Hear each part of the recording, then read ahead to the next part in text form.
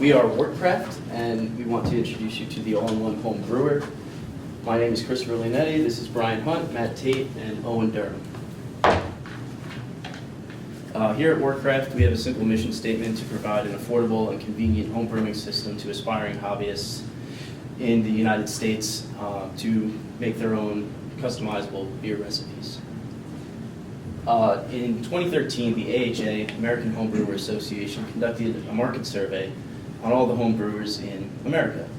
And they found that there's 1.2 million home brewers, and they got to that number with a 200% increase in home brewers since 2005. These home brewers lead relatively stable lives, 78% are married, and the average income of their households are $75,000 a year.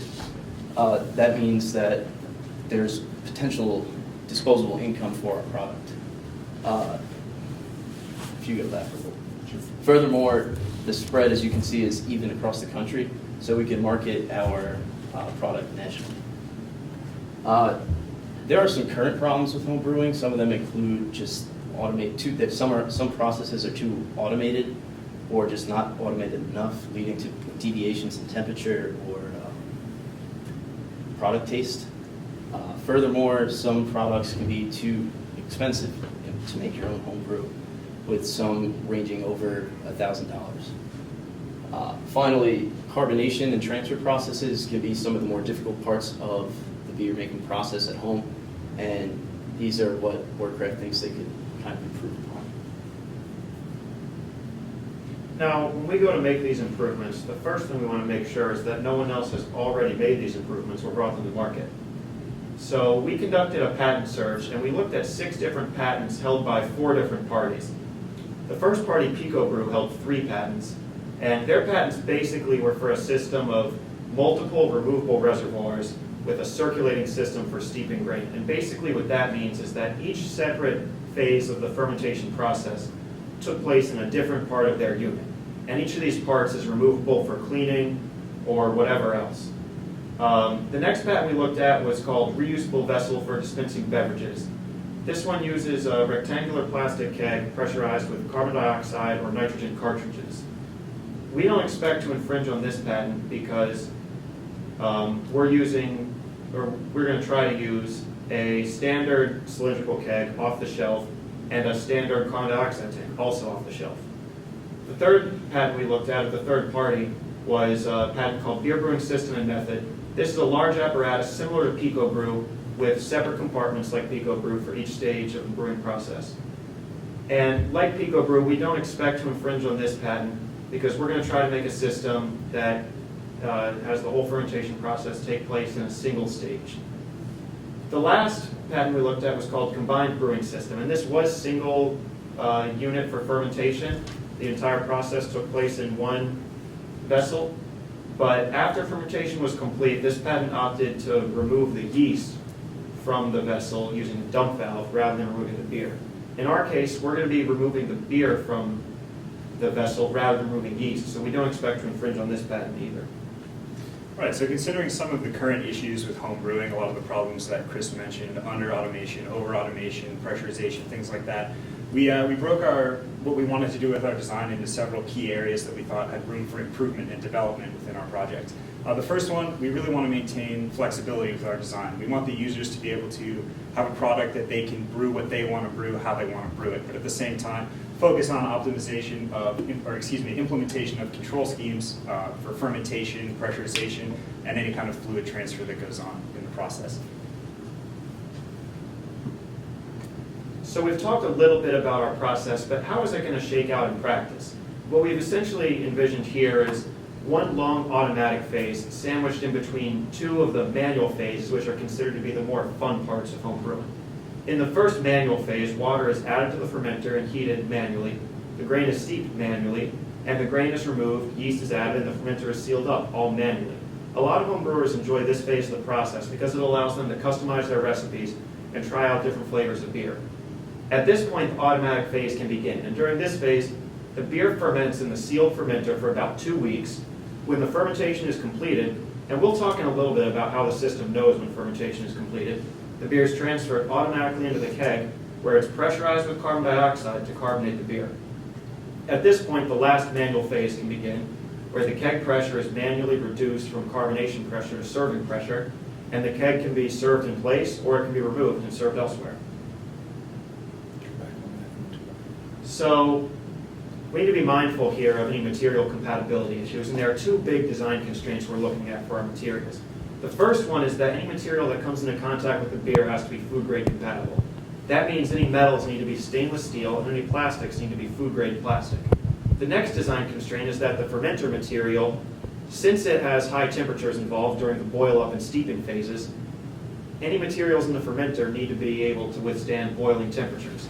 So the fermenter itself is going to be a stainless steel vessel.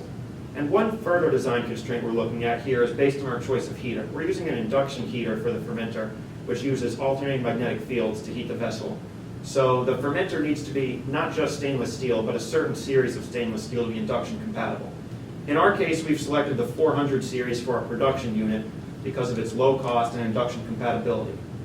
You'll notice in this table here that it has only fair corrosion resistance compared to the very good corrosion resistance of 300 series, but it's still a pretty good corrosion resistance, definitely higher than, say, cast iron, and certainly sufficient for a consumer product like ours that's going to be cleaned on a regular basis. So to recap, the tubings, the fittings, the pump are going to be food-safe plastic, and the solenoid valves and the fermenter are going to be stainless steel. So what is our unit actually going to look like? You'll notice up on the board we have a simple schematic of our system. All the way on the left-hand side, this is what we kind of call our fermenter. On the lid of the fermenter, you'll notice there's an airlock or a sensor. This is what we're going to use to monitor the progress of our fermentation, as well as act as a safety feature to relieve any built-up pressure. On the side of the fermenter, we're going to use thermoelectric cooling. We want to bring the ability to brew consistent temperature beers to the home brewer. Right now, they just leave their fermenter set up in their room. So thermoelectric cooling can allow them to actually brew beers they never could brew before, such as lagers. With any cooling system, if your room is cooler than your beer, you also need a heating system. So as Matt mentioned earlier, we're planning on going with induction heating for the actual fermenter itself, partly because there's a lot of recent developments in there, and it's a very low-cost, high-power type of heater. Now, inside the fermenter, there'll be a thermal well. This will just be the location of our thermocouple to monitor the temperature as close to the center of the vessel as possible to give us the most accurate water temperature we can imagine. But after fermentation is done, there'll be what's called the yeast cake that builds up on the bottom of the fermenter. And when we siphon the beer from the fermenter and transport it to the keg, we want to make sure we keep as much of the yeast out as possible, which would directly affect shelf life and the taste of your beer. So from there, the beer can be transferred through a small pump into a very standard 2.5 gallon keg. You can use a standard CO2 tank to pressurize, etc. Right. So of course, with any consumer product, you need to be mindful of any safety concerns. So what we did is we conducted a HAZOP analysis and an SDS analysis of all the chemicals involved. And as expected with the SDS analysis, the chemicals involved in home brewing are relatively benign. We're talking about water, sugar, yeast, things that don't necessarily pose any inherent chemical hazards, unless, say, you were to throw a handful of sugar up into the air and create a potential for dust explosion. We're not too concerned about any inherent hazards there. What we are concerned about, and what the HAZOP revealed, is that most of our possible hazards center around high pressure and high temperature conditions in the unit. And what we've seen here is that, say, if you try to heat a sealed vessel, most people with an understanding of chemistry know that this is not a great idea and it could create a dangerous high pressure condition. Fortunately for us, most home brewers are aware of these best operating practices, and they're going to use the safe operating practices that minimize hazards. However, just to keep clear on this, we're going to be distributing a manual with the product that describes these best practices in detail. And then as a further fail-safe, we're going to install pressure relief valves on all our pressurized equipment, the fermenter, the keg, and the CO2 regulator. And of course, since our unit is plugged into the wall, we should remind everyone to always use caution around live electrical circuits. So just as an example of why we need pressure relief on our fermenter vessel, we did a simple calculation of a 5% alcohol by volume beer, which is a typical beer that our users would use in the Wortcraft fermenter. And we modeled it based off of the simple fermentation reaction where you use sugar and you produce ethanol and carbon dioxide. We assumed that we'd have 85% attenuation of the fermentable sugars and that we'd have 2.3 gallons of liquid in the fermenter, 0.2 gallons being lost to the boil-up procedure. As a result, we ended up with 0.33 kilograms of CO2. this 0.33 kilograms of CO2, if it was not properly vented, could build up pressure to levels seen around 950 psig based on some VLE calculations and this chart that we used of solubility in CO2 in water. Obviously, our pressure relief is intended to vent at a level of 10 inches of water, so this should not happen. However, if the pressure relief were to fail, our tubing on the fermenter would fail before our fermenter itself exploded. So as with this product, we mentioned that one of the issues with homebrewing is that the automated homebrew systems out on the market right now are very expensive. We're talking orders of thousands of dollars, however much it may be. So one of our constraints is to have enough power in every single unit on the system to achieve what we want and not overpower it. So the first thing we looked at is exactly how long it would take to bring our system to a boil. You'll notice that we look at our system and we apply a heating source. Now, induction heaters are available widely as 1100 watts, 1500 watts, and 1800 watts. If we assume that all heat transfer coefficients are constant and all specific heats are constant, both between after the steep and before the steeping, and we also neglect evaporation, we find that using a 1500 watt heater, we can actually bring our beer from room temperature water to 165 degrees, which is a typical steeping temperature, in about 18 minutes. Then after steeping the grains, we can then move the beer from 165 degrees Fahrenheit to 212 degrees Fahrenheit, which is our boiling temperature. One other thing we mentioned earlier is that we want to provide the homebrewers with a chance to brew their beer at a constant temperature. It's one thing that all breweries have that homebrewers don't, which is why sometimes their beer comes out more consistent, while fluctuations in temperature can generate off flavors. So we wanted to look at exactly how much energy we need to remove from the system to hold the beer at a constant temperature. Now, once again, we assume that all heat transfer coefficients are constant, and one other thing we do is we neglect the heat generated by the reaction. The reason is this, is that it is a very, very small amount of heat generated over the entire course of fermentation. What we ultimately find out is we need to remove any heat that could be added from the room. So we tried to imagine ourselves in a hot room, and what would be the worst scenario. That is, you're brewing a beer at 55 degrees Fahrenheit, and your room is a scalding 80 degrees Fahrenheit. And even under those conditions, we find that we only need about 24 watts of cooling to hold the beer at steady state. So we've talked a little bit about what kind of our needs here are. So what equipment are we going to use to meet those needs? Well, first of all, for the temperature control in the fermenter, we're going to use a dual output PID controller. And what that means is that if the fermenter is cooler than our set point, it'll send a signal to the induction heater to heat it up. And likewise, if the fermenter is hotter than our set point, it'll send a signal to the coolers to cool it down. After the fermentation is complete, the fluids will be transferred into the keg through 1/4-inch inner diameter tubing. And this is a relatively large diameter tubing for our application, but we're choosing it because we want to be able to have a pretty high volumetric flow rate while keeping the linear velocity in the tube down. That's going to help us keep cavitation low and keep a low pressure drop through the tube. Our pump capacity is nominally about 150 gallons per hour against a maximum pressure head of 20 feet of water. And this is well over the capacity we need here, so we have a lot of buffer room here with respect to pump capacity. And our pump and our solenoid valves in that line are going to be controlled by an Arduino controller, which is a simplified machine coding system that Chris is going to talk about a little bit later. And this is all going to go into a 2.5-gallon standard Cornelius keg, and using off-the-shelf part like that is going to help us keep prices down. So exactly how are we controlling our temperature? We're going to use a simple feedback system for the temperature control, just based on the simplicity of the overall process. We're just heating a pot of liquid. A couple things to note are, this entire process is set point driven. The user will set the set point either at steeping temperature to boil temperature or whatever temperature they want to ferment at. So we have a set point signal going into our controller. As Matt mentioned, we're using a dual output PID controller. So as the error signal comes back and it changes, the PID controller itself will decide whether or not it needs to activate the heating circuit or the cooling circuit. Other than that, you'll note that there's only one deviation variable, which we just deem as the temperature of our air. So what does our overall balance look like? So if we were to imagine anything that could happen in this fermenter at one point, you could have your heater on, you could have energy being gained or lost to your surroundings, you could have the coolers on, you could have heat being generated from your reaction, and you could have your system either gaining or losing energy. So as we've learned in process control, you transport that to deviation variables, which allows you to figure out exactly what is changing in your system. Consistent with some of our earlier assumptions, we assume the heat of reaction is negligible. So that term drops out. So then we're left with the bottom transfer balance, which basically allows us to say that we want to control our temperature of our beer. And to do that, we're going to manipulate both the heating and the cooling at various parts of our process to account for the deviation that is the temperature of the air in the room.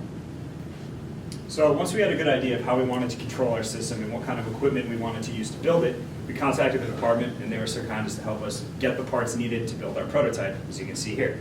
One thing to note is we spent a little under $1,000 of all the parts needed to build this prototype. However, when we move into our final design, we're going to be able to get that price point a lot lower, because in order to assemble this, a lot of the equipment we needed to purchase was right off the shelf, and we weren't able to get bulk purchasing as an advantage for us, which we were able to do with our final design. So we actually contacted various vendors to figure out what kind of price points we could be looking at for each of the components to build it for our final assembly. A couple of things to note here that differ between our prototype and our final design. The first one is a unit housing. Our final design will feature one to kind of hide some of the more unsightly aspects of our prototype, the wires, the pump, things like that the user won't necessarily need to interface with on a regular basis. Additionally, our prototype features a surface mount K-type thermocouple. For our final design, I think as Brian mentioned previously in our process schematic, we would ideally want a thermal well in the system just for more accurate temperature control. We have several pressure relief valves. Matt mentioned previously all of our pressurized systems or vessels contain pressure relief. However, we purchased some and they're fixed to the main fermenter lid there now, but they were not, you can go to the next slide. They were not as robust as we'd like them to be. We calibrated them in the lab using a fixed air supply line, but as you can see here, the error margins are pretty significant. So ideally, moving forward, we would like to replace these with something a little more appropriate. However, for the sake of our prototype model, they were certainly provided enough relief to protect the system as well as the user. And we decided to control our transfer and carbonation process using an Arduino controller that was comprised of two pieces, the Arduino Uno Rev 3 and an Arduino motor drive. The Arduino motor drive is there to protect the Uno 3, which is the actual controller, from overamperage and frying. Basically, our Arduino controlled the solenoid valves and the pump and collects a signal from our pressure switch that's on the pressure relief system. And every time the pressure relief system vents, the signal sends just an on signal to our Arduino controller, and our Arduino controller knows not to start the transfer process. The transfer process starts after 2 days of no signals being sent from the pressure switch. So one issue we did run into, however, was actually controlling our heating source. Now, the original plan for the PID control scheme was we were going to use two mechanical relays, a 120-volt AC mechanical relay to control our heat source and a 12-volt DC mechanical relay to control our cooling source. The reason we chose mechanical relays is that we have such a large body of water, there's no need to cycle the relays at 60 hertz, which is something a solid state is capable of, and a mechanical relay which cycles maybe once every 10 seconds, once every 5 seconds is more than sufficient given the fact we'll have 2.5 gallons of water in the system. But the issue arose with actually controlling the off-the-shelf induction heater. Off-the-shelf induction heaters come with microcontrollers and momentary switches. So basically the way that works is when a power is applied to the induction heater, you need them to walk over as a user and press the on button, and then ramp up the power, and then the unit will start. But a PID controller will not open a relay if no power is needed to keep the cycle. So ultimately we would need to reprogram the induction furnace, or the induction heater, so that way we could have the relay send a signal to the heater, or send power to the heater, and the heater automatically turn on. Now this isn't an overly complicated solution, however it is outside of our core expertise, as we don't know much about either coding and that much more other than the basic stuff for electrical engineering. But as Owen mentioned before, we do have a final design in mind, something we'd want to bring to the market. The most notable thing on this is we're going to have a modular casing. Basically what the point of that is to hide all the unsightly things, as well as provide protections for some parts. Now, on the inside of the casing, we're going to house all of our PID controllers, our relays, and our Arduino controller in a separate housing that just feed throughs with wires to protect them from any water.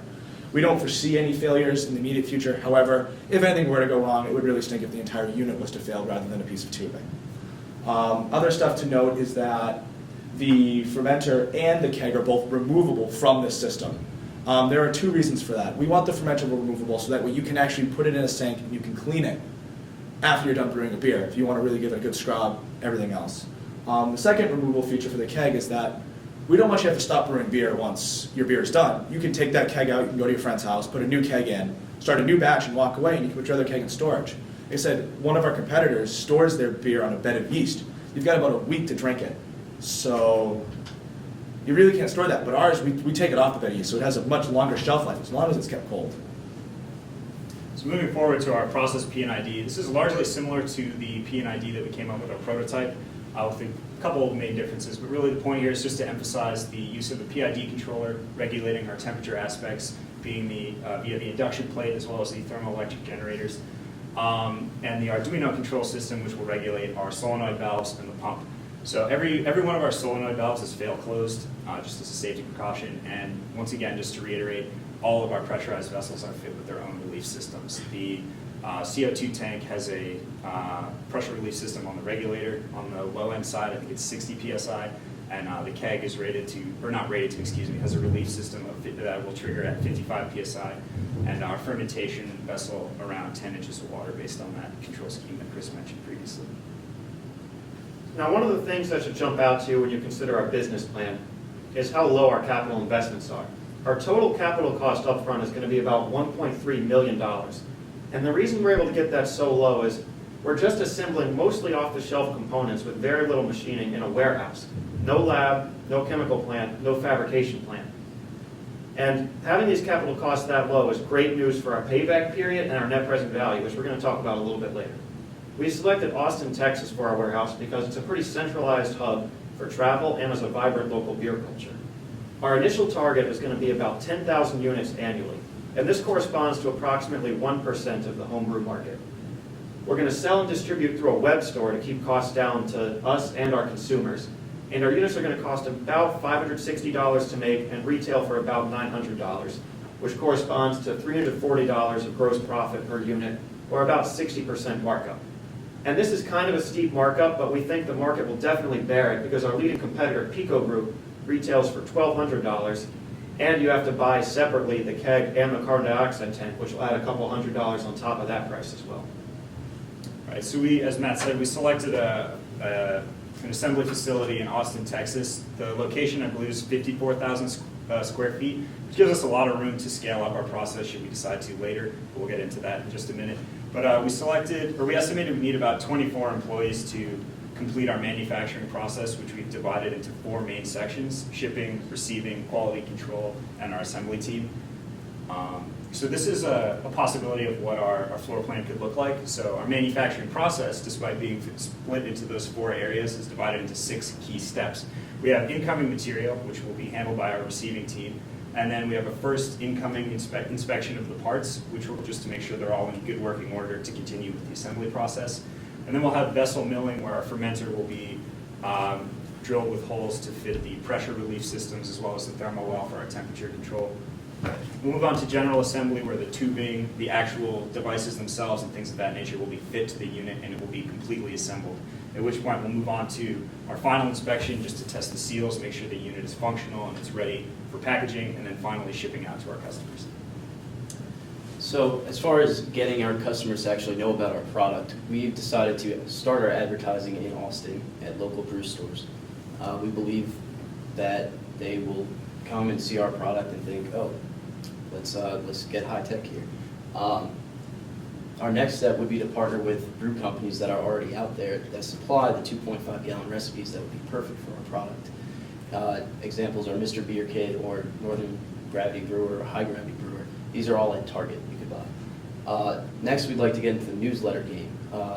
We envision a Wortcraft newsletter where we can give feedback to our customers on their own recipes that they submit to us, or we can, with our customers' feedback, improve upon our product. Just create a dialogue with our customers. And furthermore, we'll always have a little bit of an R&D section of our business where we explore other options like a secondary fermentation vessel, all grain brewing, or even larger batch sizes for the Wortcraft brewer. Finally, we believe that Wortcraft has a moral obligation that we don't break any underage laws, where everyone in America knows that you can't buy alcohol if you're not 21. Well, you can't buy the Wortcraft all-in-one home brewer if you're not 21. In addition, the Wortcraft's volume capacity for beer production is well within all state statutes. Right, so just as a recap of some of our financial information, as Matt mentioned previously, we're looking at a profit of about $340 per unit produced. And we actually reach a positive NPV during our second year with an annualized return on investment of an astounding 57%, which we're pretty proud of that number because it seems unrealistic, but really it's just because we're able to keep such low initial capital costs and look at a profit of about 1.12 million per year. That number is achievable. So looking forward, we've got a few recommendations that we think could really improve our product in coming days. The first thing we might consider is more in-depth testing of the prototype and the production units to verify the seal integrity. Of course, the entire success of our product hinges on all the water and air seals as being tight. If any air is able to escape from the fermenter, it won't be able to properly measure the fermentation reaction and figure out when the reaction is completed. If any liquid is escaping, of course, that's not going to be good for the unit in general. Another thing we might consider is looking at more accurate pressure devices. Like we've mentioned before, our pressure valves are not necessarily accurate enough that we would be comfortable putting them in a production unit. They're certainly accurate enough for our prototype needs here, but we would prefer to get something more accurate to the nominal ratings for our production pressure device. The next thing we might consider is varying our brewing calculations to account for different user recipes, higher or lower alcohol content, further or shorter extent of reaction. That would allow us to predict better how our unit would respond to different recipes that the user might try on. And going along with that theme, we would consider a unit with maybe additional fermentation vessels to allow for multi-stage brewing. And we could consider conducting some market research of our own, figuring out exactly what segment of the market we're able to target. If we could jump from 1 to even 2, 5, or 10% of the market, that would give us a huge difference in the amount of profits we're able to generate. And lastly, I'd like to just give a special thanks to everyone who helped us out, whether it's through planning this project, achieving our milestones, answering any questions we may or may not have, purchasing all the equipment that we have here in front of us, and as well as just getting everything machined. So it's just a special thanks to everyone who just kind of gave us a hand throughout this project. Thank you.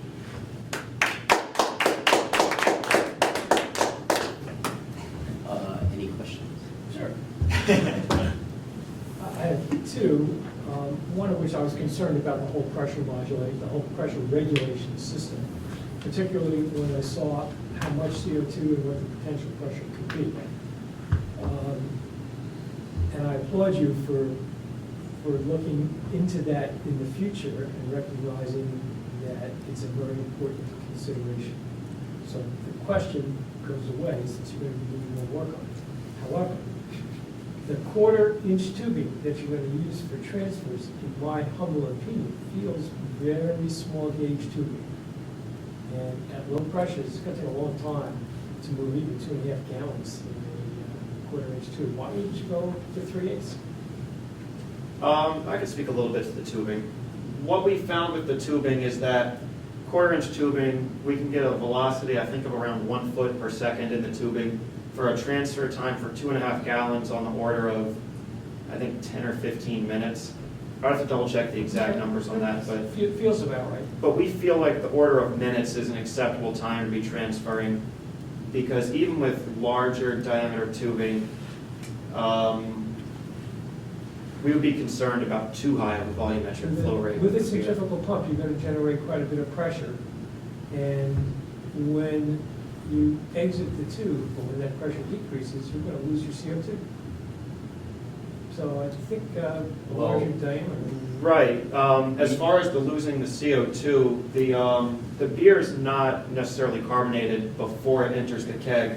So if we were losing CO2, that would be before the carbonation phase took place. So you're relying totally on artificial carbonation. Yes. Right. Your standard beer will only gain about 25 to 30% of its total carbonation during fermentation. Everything else needs to be force carbonated at 20 psi for 2 days and then reduced to 9 to serve. The carbonation process takes place immediately after the transfer process has been So you're going to completed. be pressurizing into 20 psi. Yes, Yes. for 2 days. Hydrostatically tested to twice that. That should be on your list of things to do too. Why are you guys using centrifugal pumps? Mainly cost. So they're cheap. Centrifugal pumps are by far the cheapest pumps we can buy off the market. The pump we actually sourced here is more than enough capacity and cost under $20. Are you worried about cleaning? We have the filter in place to prevent any yeast. from getting inside. The pumps themselves are modular if there's any issues. We didn't get a chance to actually brew a batch and filter it through, but we do have a filter in place, and we can also run liquid through the pumps to kind of clean out any yeast, since yeast will be removed by water. It's not just that, it's just, contaminating flavonoids between different types of beer. You really don't want to sort of mix them together. Have you thought about cleaning in general? Yeah, there's an order of operations brewer guide in the report that has a sanitation procedure that is in between your next brew and the end of the process. I read that. What, do you use any sanitizing agents? There's a no-rinse sanitizer agent that is common among What's that? home brewers. It's oxygen-based. If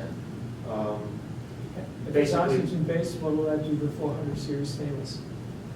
The corrosion resistance of 400 series stainless is actually relatively high at low temperatures. Those corrosion resistance actually come up at elevated temperatures of 200 to 300 Celsius. Okay. So everything around room temperature has been deemed to be food grade safe. And actually there are reports of people actually using 400 series stainless with no issues at all for home brewing, for the very reason that we'd like to use it here.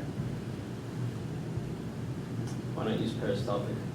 That's on the Price order of point. hundreds of dollars for something. I was an early cheerleader for peristaltic. The thing we especially liked about it was that it didn't need priming. Unfortunately, peristaltic pumps are pretty high precision because of the rolling heads in Yeah. them.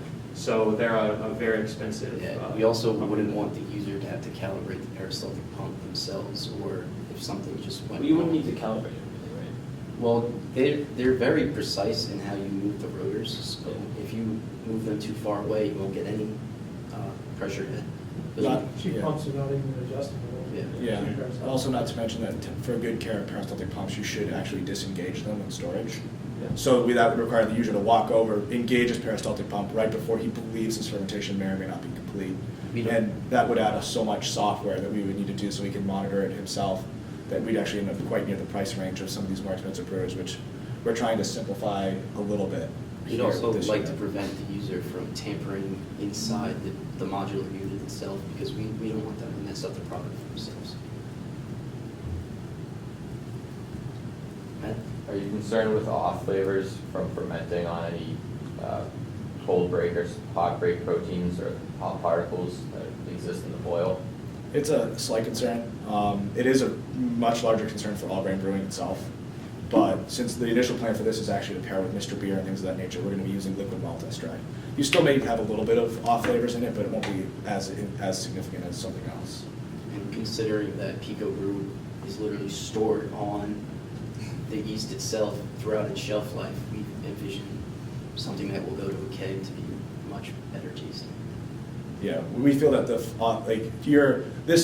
product here is going to be targeted at your beginner homebrewers. So there's a higher risk of off flavors and anything else just from simply transferring beer, moving from fermenter to fermenter to bottles to the whole 9 yards. I mean, any homebrewer's done it. He's messed up a batch because he hasn't sanitized something all the way. So What's the shelf life of home brewed beer?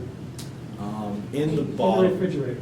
In a bottle or a keg? Both. In a bottle, I mean, I still have myself personally homebrew beers from 6 months ago that they're Okay. best 110 Yeah. days after. The shelf life is Budweiser. yeah. That's pretty long. The shelf life is much more a factor of the type of beer you brew versus the beer itself. So stouts you can store for much longer periods of time as they age well. However, IPAs, there's a lot of flavor. The main shelf life issue with any beer, especially when we're competing with, is just after about a week or two on a bed of yeast, you run into very yeasty flavors, which I myself am not a fan of. So A couple quick questions. So first one, Chris, you mentioned you lost 0.2 gallon of alcohol water during the boiling process. How did you estimate that number?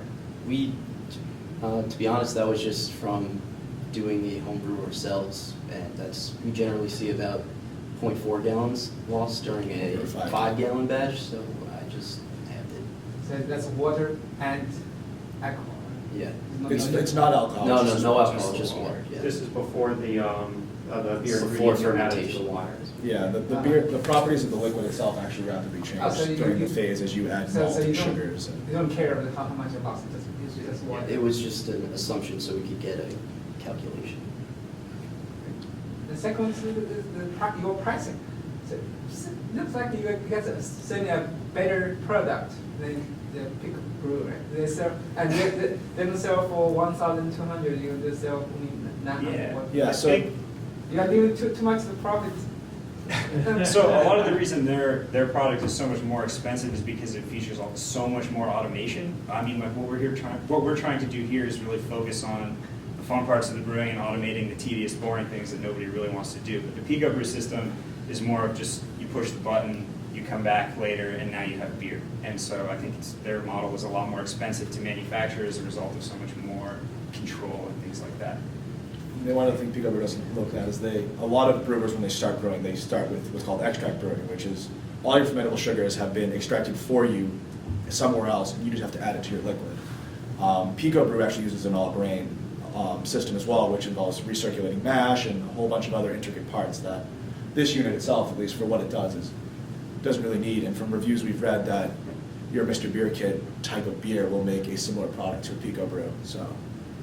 But as for the price point, what we've seen from our anecdotal research is that people around the home brewing hobby would, according to them at least, would be jumping off the shelves here to buy a product for around $500.